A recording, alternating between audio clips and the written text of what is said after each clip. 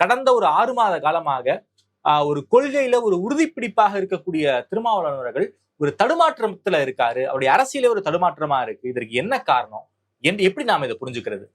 திருமாவை சுற்றி என்ன நடக்குது? இல்ல, அடிப்படையில விடுதலை சிறுத்தைகள் பங்கேற்ற திராவிட முன்னேற்ற கழக கூட்டணி தோக்குது அப்படின்னு வரும்போது அந்த தோல்வி அவங்களுக்கு தான் சேரும். அன்றைக்கு திராவிட முன்னேற்ற கழகம் வந்துட்டு 133 இடத்துல ஜெயிச்சுது, அந்த கூட்டணி 159 இடத்துல ஜெயிச்சுது அப்படின்னா அப்ப விடுதலை சிறுத்தைகள் 6 இடத்துல போட்டிட்டு 4 இடத்துல ஜெயிச்சாங்க. இப்ப அந்த கூட்டணி 73 இடத்துல தான் ஜெயிச்சிருக்கு மொத்தமே. அப்ப இந்த கூட்டணியில இருக்கக்கூடிய மற்ற கட்சிகள் தான் தோத்துருக்காங்க வந்துட்டு வரும். அதை பத்தி ஒண்ணும் இல்லை. ரெண்டாவது விஷயம், அது 2 சீட்டா 3 சீட்டா அப்படின்றது இல்லை. திருமாவளவன் வந்துட்டு 2 இடம். ஒண்ணு வந்துட்டு என்னன்னா, பாஜகவால் இறக்கி விடப்பட்டவர் தான் விஜய். அதுவும் திராவிட முன்னேற்ற கழக கூட்டணி தாழ்த்தப்பட்டவர் ஓட்டையும் சிறுபான்மையினர் ஓட்டையும் பிரிக்கிறது தான் அவருடைய நோக்கம் அப்படின்னு சொல்லிட்டு அதுக்காக இறக்கி விடப்பட்டவர் தான் அவர் பிஜேபியினுடைய அதுதான் அப்படின்னு சொல்லி தொடர்ந்து சொன்னார். ரைட். தேர்தல் முடிஞ்சிருச்சு. அப்போ தேர்தல் முடிஞ்சிட்ட உடனே வேற ஒரு நிலவரம் ஒன்று உருவாகுது. அதுல என்னன்னா, தாவேக்கா வந்துட்டு ஒரு தனிப்பெரும் கட்சியா வந்துருச்சு 108 இடத்தோட. காங்கிரஸ் ஆதரிச்சிடுறாங்க 113 இடம். ஸோ இவங்கெல்லாம் ஆதரிச்சாங்கன்னா அவங்க பெரும்பான்மை இடத்தை இது பண்ணிட்டு அவங்க ஆட்சி அமைக்கலாம்.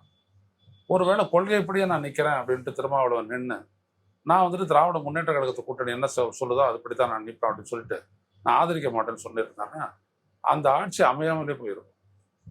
இவங்களும் 2 கம்யூனிஸ்டுகள் ஆதரிச்சு திருமாவளவன் ஆதரிக்காம இந்திய யூனியன் முஸ்லீம் லீக் ஆதரிக்காத போச்சு அப்படின்னா 116ஓட நின்று இருக்கும். ஆனா அப்படிப்பட்ட சூழல்ல 10ஆம் தேதி வரைக்கும் டெட்லைன் கொடுத்த இந்த ஆளுநர் அர்லேக்கர் திங்கட்கிழமை என்ன பண்ணியிருப்பாரு, 11ஆம் தேதி என்ன பண்ணியிருப்பாரு, அவர் வந்து குடியரசுத் தலைவர் ஆட்சிக்கு பரிந்துரை பண்ணிட்டு இருப்பார்.